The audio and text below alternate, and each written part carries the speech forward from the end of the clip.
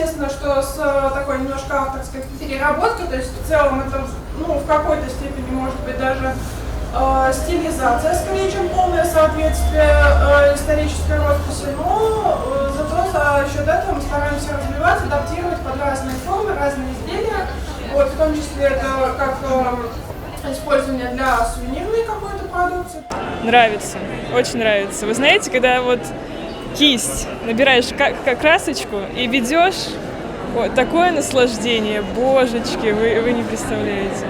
Буду расписывать в стиле хохломы. Попробуем как-то выделиться все равно. Все равно что-то свое добавим, да.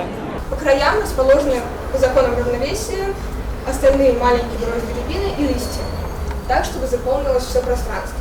Переносится на поднос с помощью интересной техники, с помощью зубного порошка.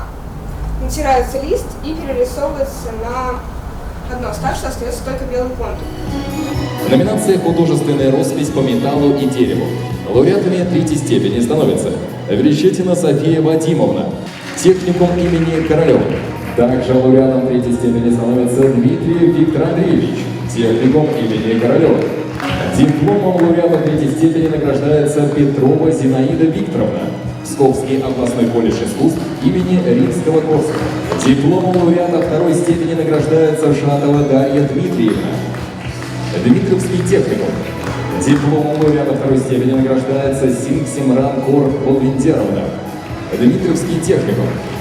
Также лауреатом второй степени стала Азарова Вероника Игоревна, Дмитровский техникум.